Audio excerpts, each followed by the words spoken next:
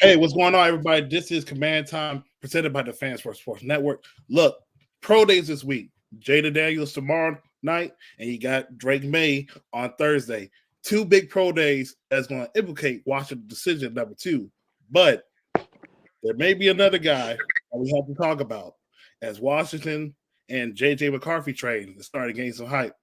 Adam Peters and your boy Dan Quinn talk today. This is Command Time Podcast. With the crew, you got Caleb and K Powell. Let's go ahead and get ready to go as we get ready for Command Time.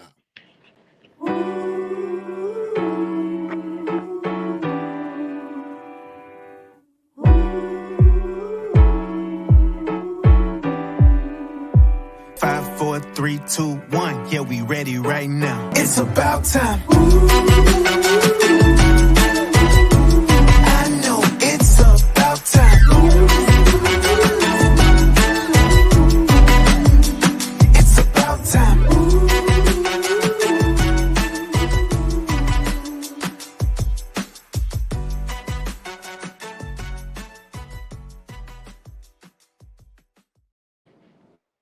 What's going on, everybody? This is Command Time Podcast with your boy DT. We got Kayla. We got Caleb today on another edition of the show.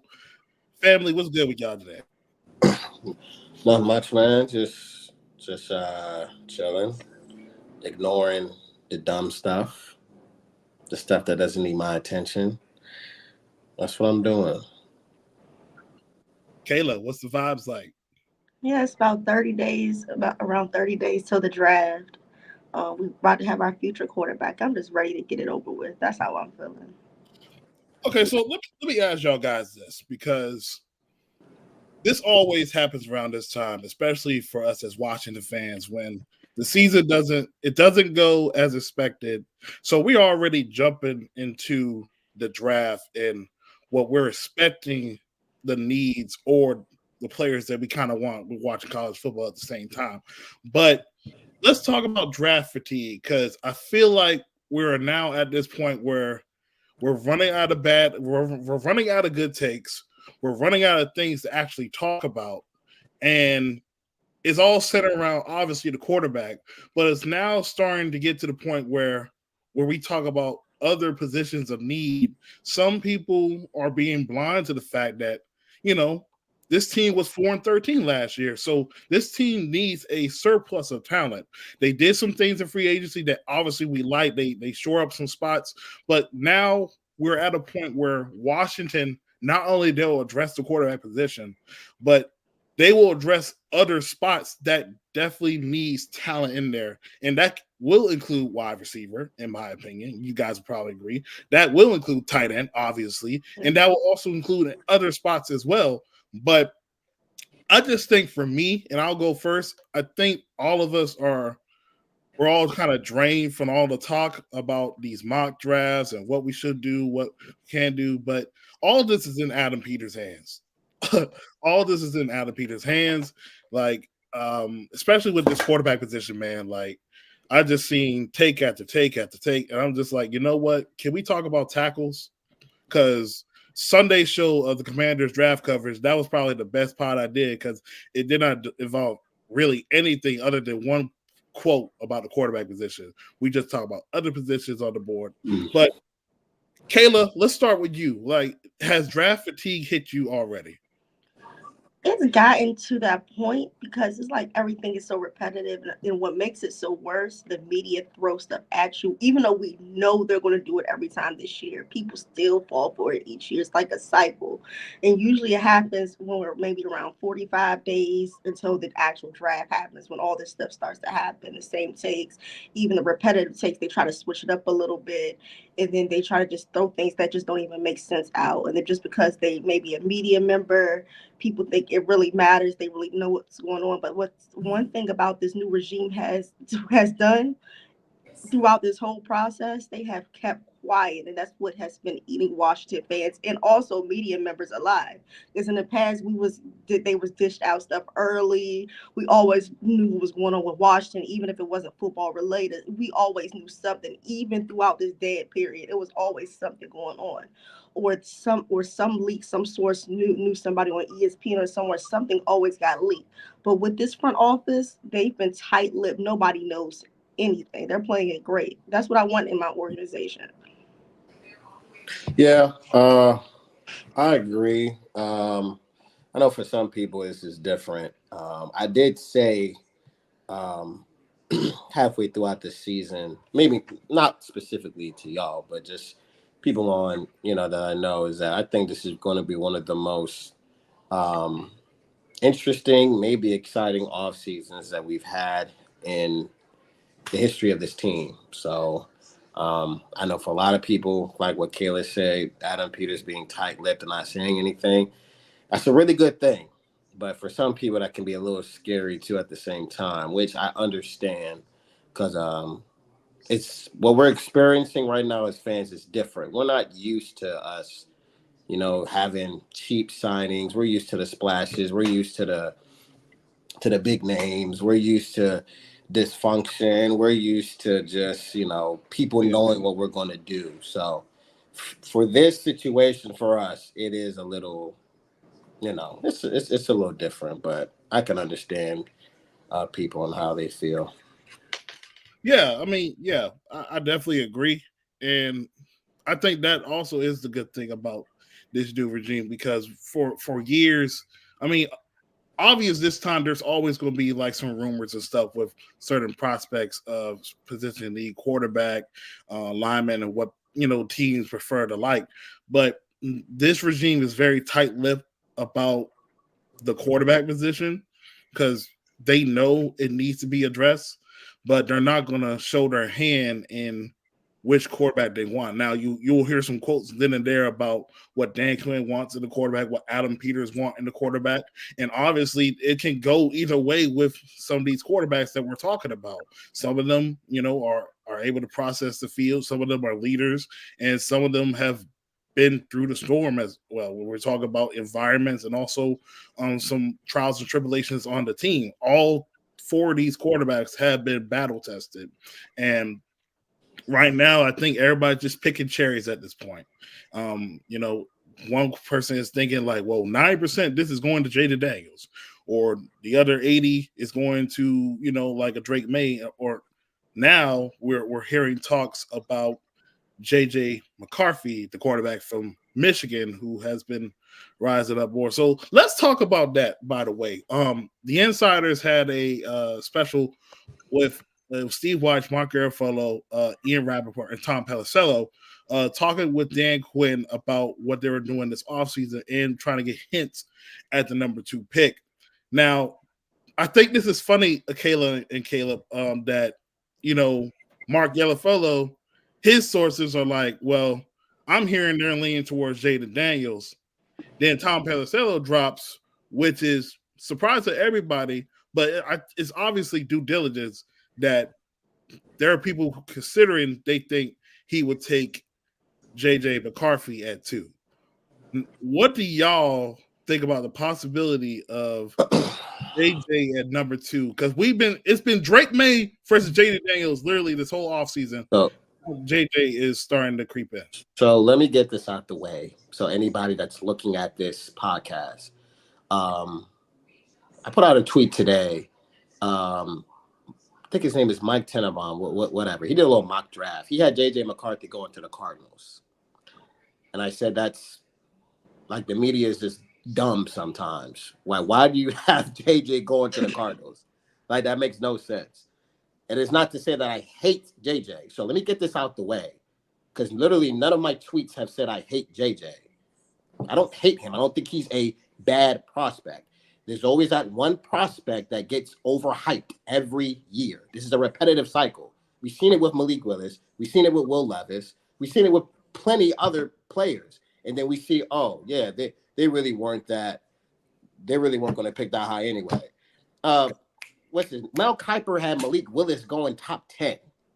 Top 10. Because his elite mobility and his arm strength, he had him going top 10. We all know how people feel about Mel Kiper. The traits. Yeah, the traits. Same thing with Will Levis. They had him going first round.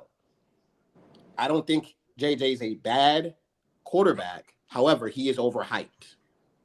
He's overhyped. The media always pushes somebody. They always do. And They always push somebody. So I'm not even thinking about JJ McCarthy. And if they pick JJ McCarthy at 2, I promise you, I'm not going to like it at all. Not going to like it at all. I think it's a terrible pick. Sorry. And that's not to say I hate JJ. So let me get this out the way, please. So Kaylin DT, you can say this on the app. I don't hate him as a prospect. It's getting a little annoying right now that people keep saying that. Like, oh, you hate him. You send hate tweets to him. I literally don't. I don't. He's a solid prospect. He's not even better than Michael Penix to me. He's not. I'm sorry. And I'm hearing on the radio today on the Kevin Sheehan show, one of my favorite shows to listen to about the team. A scout said he had his orders: Caleb, Jaden Daniels, JJ McCarthy, and Drake May. He has JJ McCarthy better than Drake May. There's always that one prospect that gets overhyped, and he is that prospect. He's that prospect. And somebody's going to be a fool and pick him. Again, I don't hate him. But the media always overhype somebody. And somebody's going to be crazy and draft him. So, somebody draft him that high. I'll say that. Draft him that high. Top 5. I don't think he's a top 5 pick. I don't think he's a top 10 pick. But he's going possibly to be there just because of the position he plays. People overrate the quarterback position a little bit too much. Quarterbacks get highly criticized, and sometimes they get too much credit at the same time. I've said this millions of times. But he's going most likely going to be a top 10 pick. That's because of the position he plays, not him as a prospect. There's 10 or 20 prospects better than him. Sorry. It's my opinion. If that makes me a hater, oh, wow. I'm sorry. Like, come on, bro. It's ridiculous. Go ahead, and for me, with the JJ McCarthy stuff, for one, Washington fans, just relax.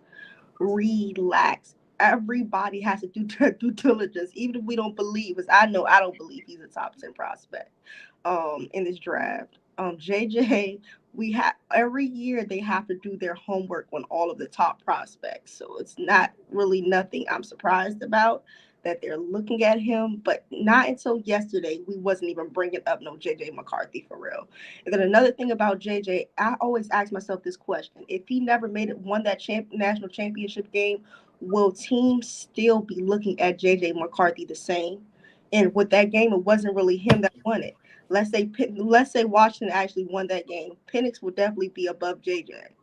And I don't believe JJ is worth trading up for. Like, he's a good prospect to work with, like a good vet, maybe for a few games, and they groom him into a quarterback. But I don't see him being a starter week 1, and like what a Oakland would make him probably be coming into the season. It would be him or Aiden O'Connell, and then or a Minnesota. I don't think they'll stick.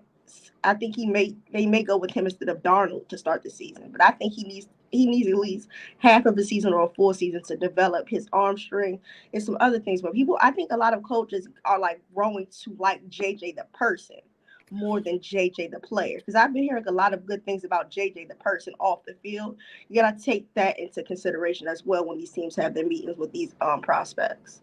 I mean that's what Adam Peters values, which is fair. I don't give a damn what he does off the field. Respectfully. It's all about on the field. I care about wins and losses. Are you throwing touchdowns for me? Do you have that it factor?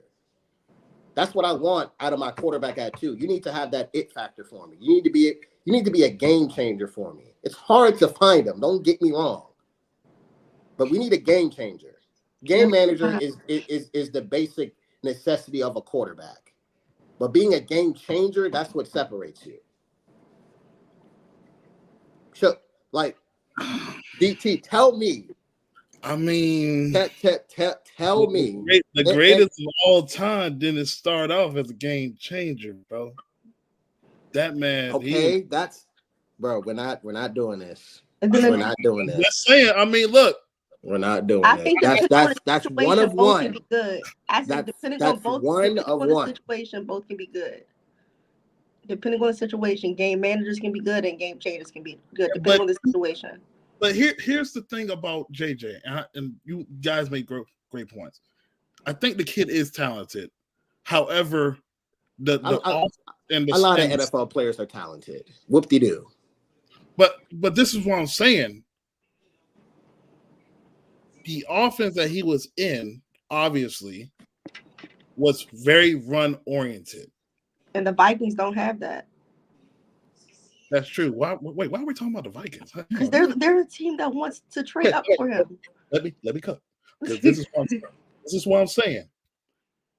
Obviously, there are some things that he does that is very obviously NFL-like, playing under center, good footwork and stuff. But there are concerns about the volume of passes that he has not been able to do because the offense wasn't asking him to do that. So obviously, like you guys said, there's always going to be a quarterback that's going to rise up that nobody really wants and are not really high on.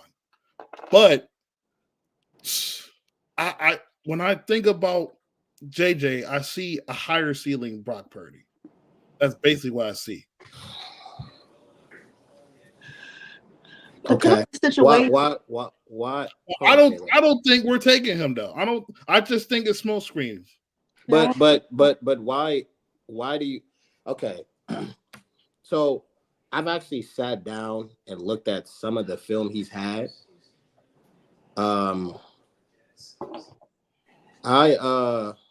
He's good over the middle of the field. He's accurate. He has mobility. He's good in the pocket. 6'3", 219. Can he make every throw? Maybe. I know he struggled a little bit with the goal ball from what I've seen at that pro day. Yeah. So, and he's a little bit durable. I gotta give it to him. He is durable. Cliff's offense, you have to be able to take the deep shots. He said in the interview, where you asked to, change the play, and he said, I wish, okay, he didn't have enough freedom. He's probably handcuffed a little bit. I just don't know if he's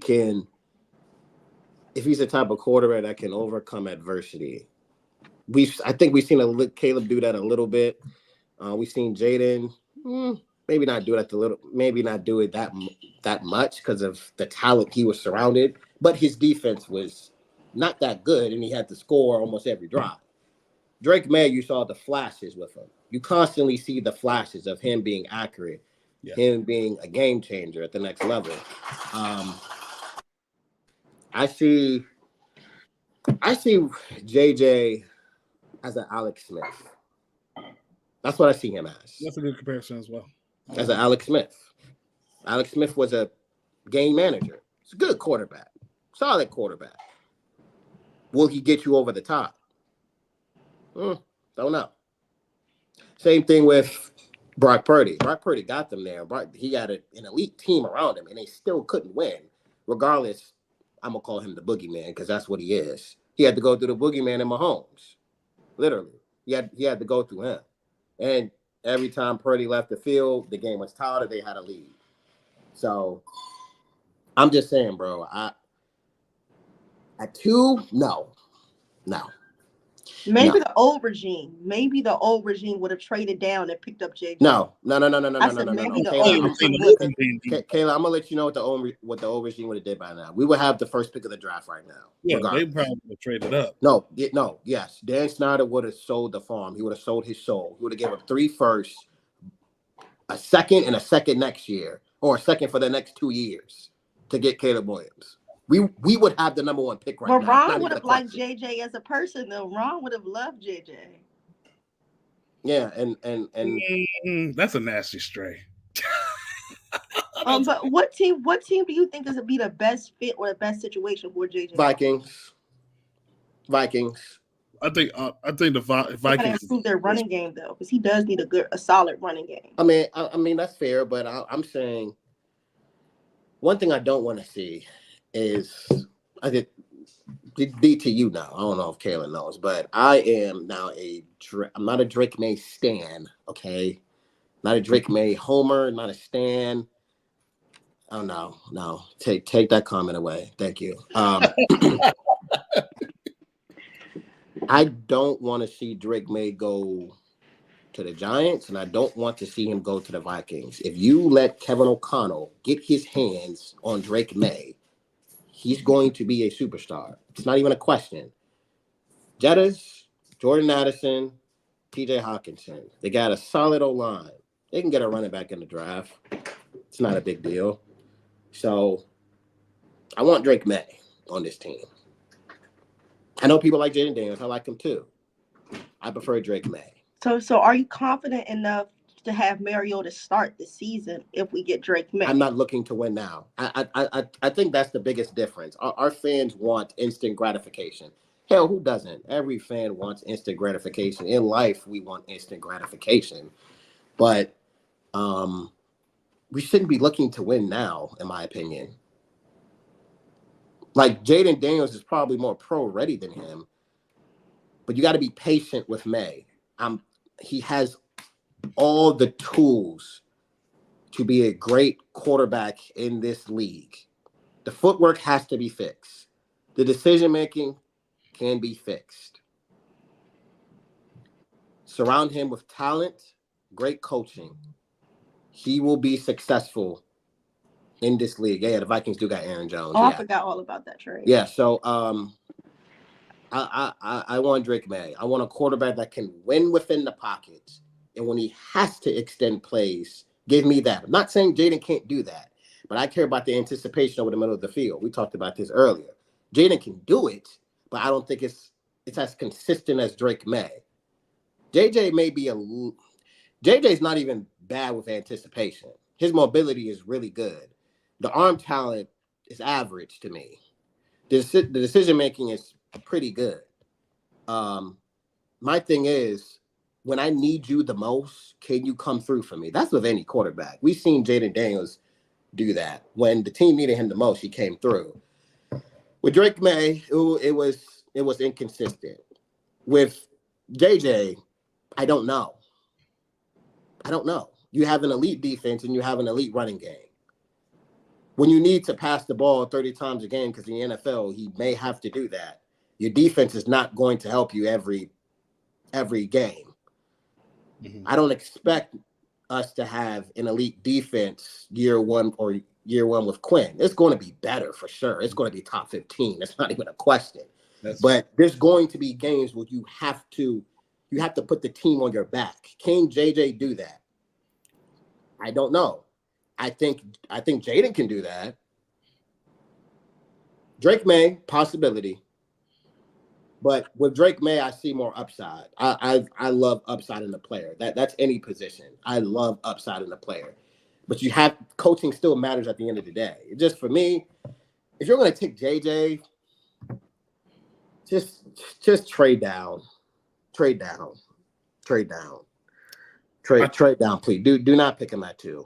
I think this is like very similar to when Justin Herbert was coming out, because there was a lot of, like, Herbert was very talented, but there was a lot of questions about, can he do some of the stuff when he was going up against Tua in terms of that draft. And it kind of shocked a lot of people when he comes out gun blazing with the arm talent, throwing the ball consistently downfield, and things of that nature. Now, I definitely do not see the talent that he has compared to Herbert, but I think that's what's really boosting the intrigue about JJ McCarthy. Also, let's not forget, Jim Harbaugh has NFL pedigree, so he's going to boost his guy most definitely every single time an opportunity he has.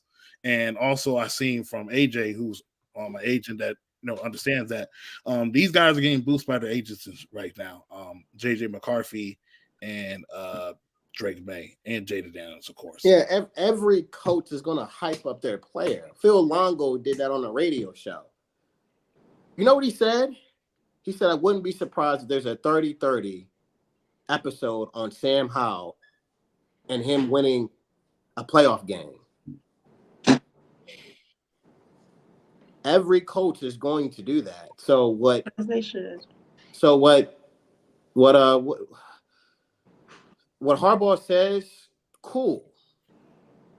Like, I'm not falling for none of the stuff I used to fall for as a fan anymore. Sorry. I'm sorry. And No. I have a question for you, DT. So we know Caleb just admitted he's Team May. So in this upcoming draft, who do you want our quarterback to be at pick 2? What other Adam Peters pick? No. I don't want to hear that. It's whoever Adam Peters picked. No, I don't. No. I need a defense. No, you're not. No, you're not getting away from that. No. What you mean? Like, I have realized, like, it doesn't matter to me, to be completely honest with you. It really don't. It should. It should. You're with either quarterback. Why does it matter? I'm not in the room. Because they know how to scout players better than I do. Yes, I understand that. I'm saying it matters because this is a defining moment for this team. Yeah. This draft can change the whole trajectory of this team in a positive way and a negative way. Starting with the second pick of the draft, you cannot screw this up. You can't. Mm-hmm. Or somebody will get fired in the next 3 years, depending on how bad it is. You cannot screw this up at all.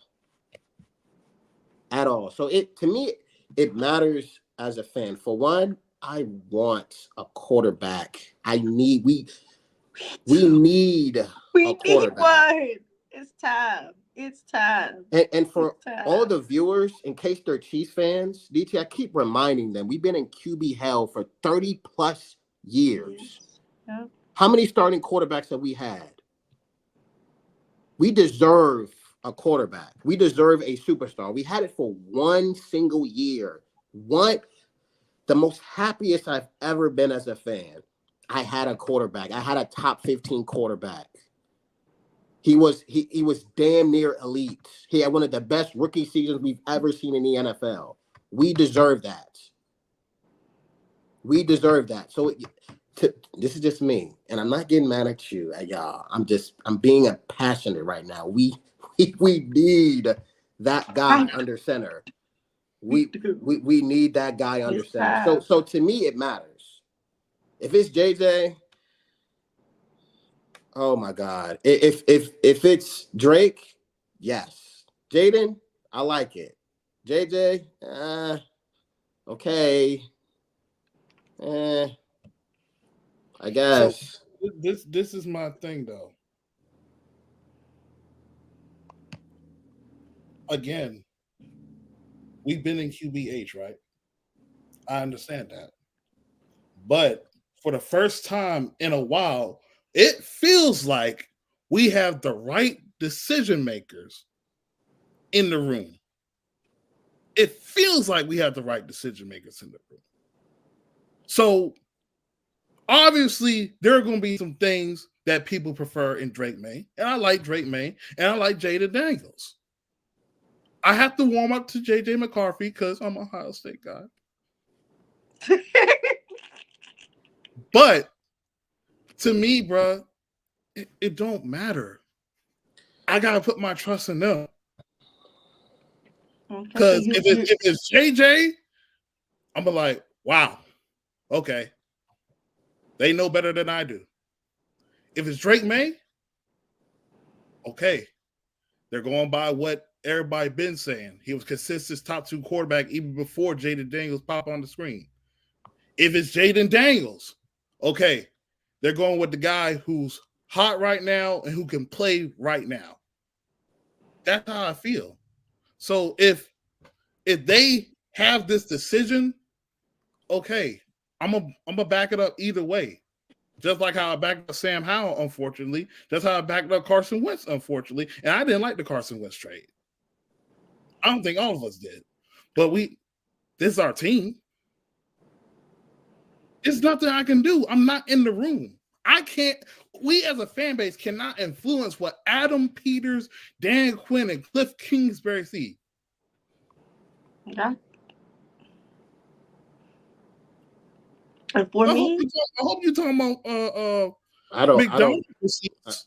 one thing I don't like people that's been doing. I don't care about receipts being taken. Like, if I'm wrong, I'm wrong. I don't care. But like, bro, it's just hard to evaluate quarterbacks, bro. Oh, of course.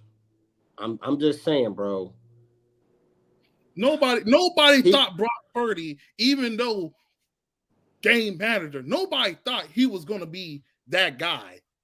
I'm just saying prospects get overhyped every year. Every year. And right now, that's JJ. And again, not saying he's bad at all. I think he'll be a pretty solid quarterback. But for you to be a top 5 pick, no. And no. For me, no. I'm sorry, he's not. And again, I'm repeating myself. I don't hate the kid. He's just not a top 5 prospect. This is why the episode is called Draft Fatigue. Like that's literally, he's not a top 5 prospect. Sorry. At one point, I believe 30 prospects are better than him. But again, he plays the quarterback position. It's going to get hype because everybody wants a quarterback. It's a quarterback-rich class. And for me, another thing I do not like that's going on with these prospects. I did talk about my evaluation, but you know, he's talking about. Yeah, I think at best he can be Alex Smith. That's what I think he can be, and Alex Smith isn't bad. I've heard somebody say, y'all probably haven't seen him play. I damn sure have. But somebody said Rich Gannon, the old Raiders quarterback. That guy said that's J.J. McCarthy. Dude said Jaden Daniels is Randall Cunningham. Drake May is a mixture of Carson Wentz and Carson Palmer. And he said Caleb Williams at best can be Aaron Rodgers. So. And for me, the way I feel about these quarterbacks, just in general, every year I don't like making comparisons. Like I've stated this before, I don't like making comparisons about prospects. Like I've hearing people compare Jaden Daniels to RG3. We're all made to be ourselves. Why can't he be Drake May be the best Drake May? Why can't Jaden be the best Jaden? Be their own selves. Like so much pressure be placed on these kids for no reason. Just because we want them to model another person's game. Let them be themselves and just ball out the way they want to ball out and just be successful. It's not for everybody. Everybody's style is not for everybody. Yeah, if it was made for 2 people that had 2 Carson Wentz, it would be 2 Carson Wentz made. And I don't even care about comps, really. Comps don't mean shit to me, bro. They really don't. This is the nastiest comment I've seen, bro. This is nasty. Okay, and another that thing is nasty, bro. So with the pro days coming up, before we fast forward to the new rules that came about, with the pro days coming up tomorrow, what are y'all looking forward to see? But I want to go ahead and say I do want Jaden. I'm not going to say that until after I see his measurables, but I'm leaning more towards Jaden. But based off his measurables at his pro day, that's who I'm leaning towards. But I have my definite answer next Tuesday after his pro day, after his height and weight comes in. But what are y'all looking to see at the pro days back tomorrow and Thursday? Accuracy, arm talent. I know with Jaden, I think his throwing session is going to be really, really good.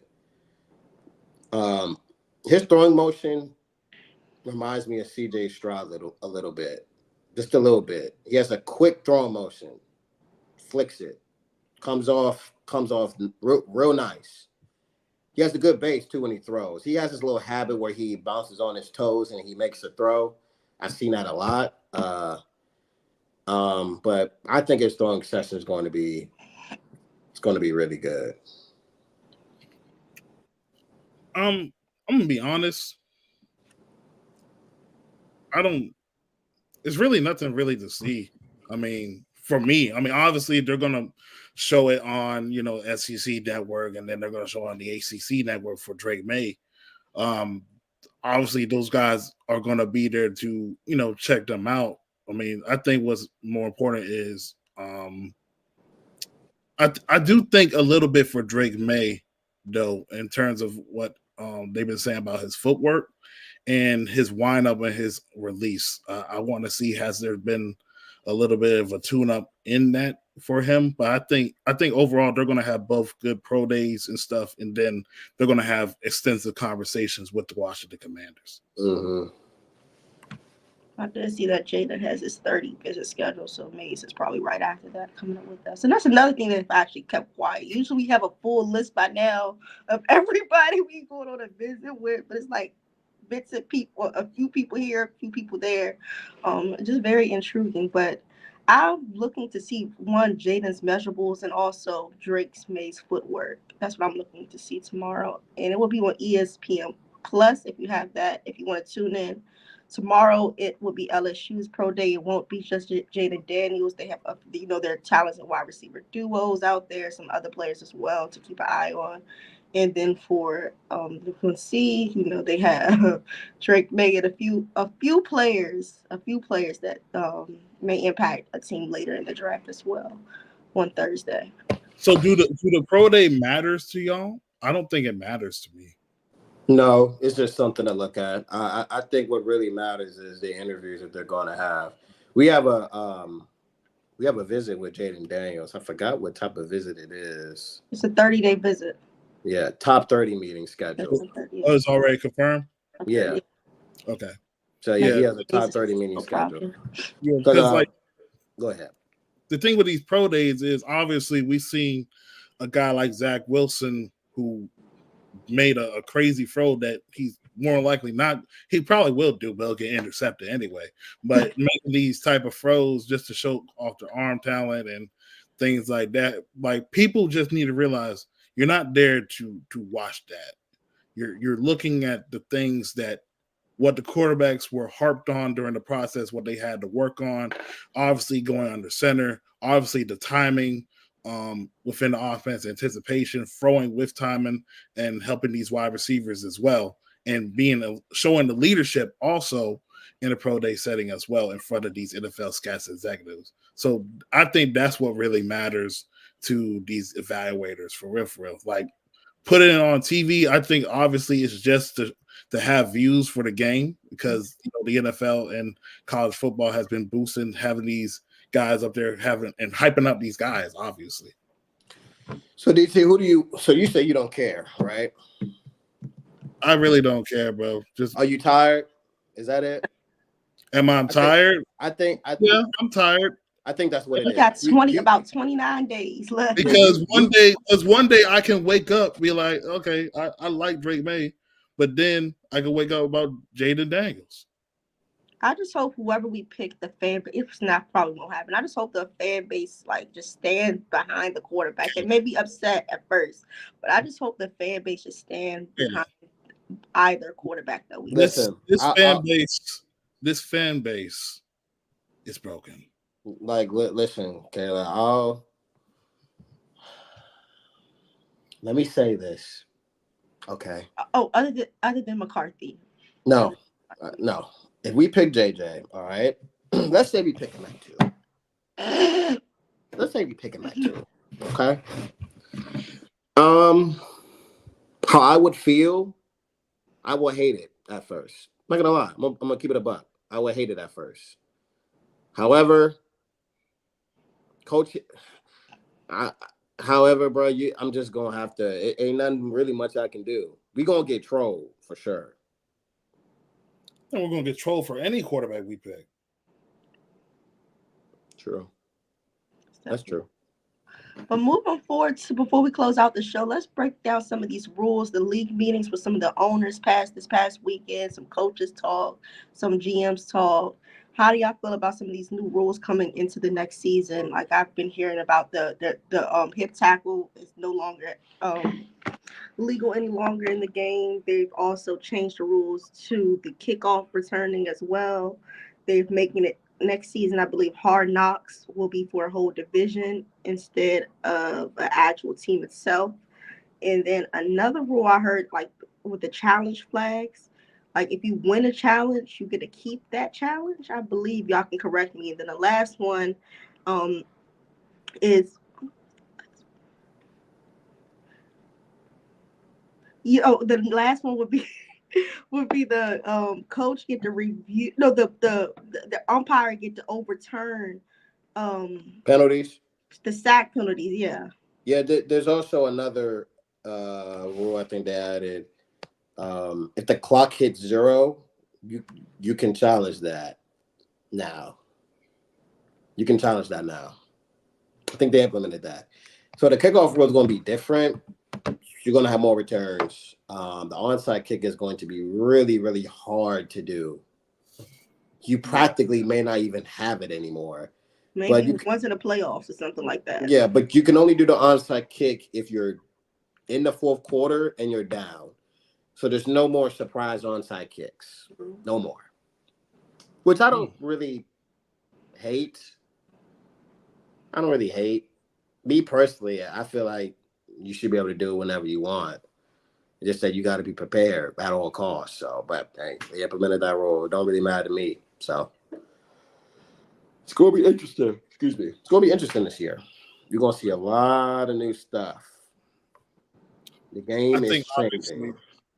I think obviously the hip tackle has some big significance. Obviously, we've seen a couple of players come out and outrage with it, which is, in some instances, when you think about it, it's kind of wild, especially you've seen the amount of injuries on a couple of offensive players. More notably, Kenyon Drake, when he played us, he broke his ankle in that Week 14 match of 2021. Mark Andrews last year with his injury. So I think for us it's changing the game for somewhat of the good, but now the complaints are how you're going to play football, how you're going to tackle. Well, I mean, obviously they're going to have some way to teach you how to tackle and stuff, but you should know how to tackle by now. And putting all your weight on somebody's leg and then nearly breaking it or giving it a fracture, that should not be the way. 100%. I also think with this this kickoff rule, obviously they're trying to prevent injuries and stuff, but I think that's gonna be something different now, in my opinion. Like, I gotta get used to it. Trial and error. Like, I do think with one move that was made today that I think will help with that new rule, Cardell Patterson. I can just see him right now.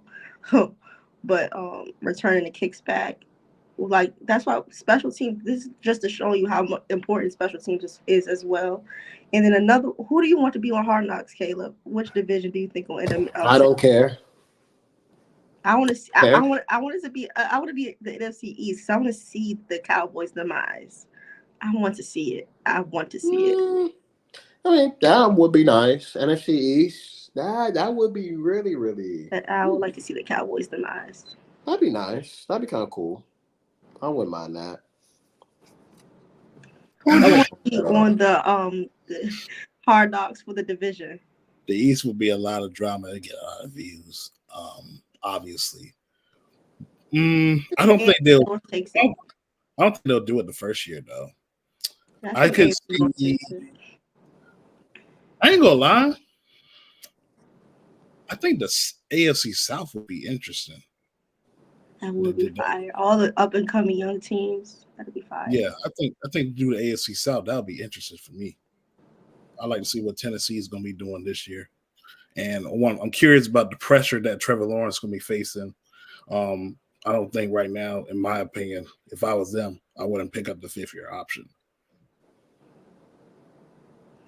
Yeah. By the way, Dan Quinn, I mean, we already know this. We're going to be blitzing a lot and playing man, and I love that. Bring me Kyrie Jackson in the 3rd. I love that. Man, we're finally doing something that I wanted us to do for years. Be aggressive and play man coverage. I'm tired of this zone crap. Let's play some man. Or have a player, or in the past we would get a player. They wouldn't be a man corner, but we expect them to play man. And nasty out there. The front 7 is going to be much more better. The interior D line's good. We already know that. The edges, it's going to be different. I think the weakness is that cornerback position. Yeah, but too early take. I think I've said this already. I think our front 7 is going to be one of the best in the league. I do. I think our front 7 is going to be one of the best in the league. I think you're not going to be able to run on us. Kind of Lulu? Who? You kind of Lulu? Frankie Lulu? Yeah. Yeah, front 7. Yeah. The D-line. Yeah. How many sacks he going to get? I don't know. I know. I'm not counting the sacks. I'm saying just as just in general, you're not going to be able to run on us at all. Okay, run to the edges. I think Jamin can be solid. I think Frankie can be. He's a good tackler. In coverage, so not bad. Run up the middle. I dare you. Go ahead, run up the middle. Go ahead. I got John Allen. I got Payne. And I got Bobby. I got Bobby freaking Wagner up the middle. Yep. Go ahead. And say he's washed. Okay. And that's another idiotic take people say on that app. Oh, Bobby Wagner's washed. No, he isn't. He's not washed. He's not. If you think he's washed, you're crazy. Is he the same Bobby Wagner? No. Yeah, and I've been wanting us to do a 3-4-2. I've been wanting us to do a 3-4. That 3-4. If we do a 3-4, it's going to get real nasty. It's going to get real nasty. Man coverage, aggressive front 7. Go ahead, DT. I know you like that. Aggressive front 7. Yeah, it's going to be. You rotate the safeties with Chin and Forrest, both hard-hitting safeties. Got a little bit of twitchiness in them, got some speed to them. Quan Martin out there too. Oh, you know what? Speaking of Chin, what do you think about him being basically they have him as outside linebacker? Yeah, sure, yeah. Yes. He a thumper. He's playing the same position Cam Curl played, but he's just more physical. He's just more explosive. A little bit more athletic. Yeah, more athletic. I think Cam Curl as an athlete, he's a pretty solid athlete. He's not Chin. Chin is an athlete. He's an athlete. You can see the explosiveness on the tape. Cam Curl is just a really good, solid player, and he can be a really good, solid player in a really good defense. But I think Chin just gives you the extra juice. He gives you that extra juice on that defense. I think that's the biggest difference between him and Curl. He'll give you that juice. Oh, he will. He will pause. He'll lay the wood on you. Pause. He will. So before we go ahead and close out, I want to go ahead and do a moment of silence for anybody who was a tragic accident yesterday, early this morning, that occurred in Baltimore. The bridge collapsed overnight due to the ship. Just praying for anybody involved and also the loved ones for those involved as well. Just a moment of silence real quick.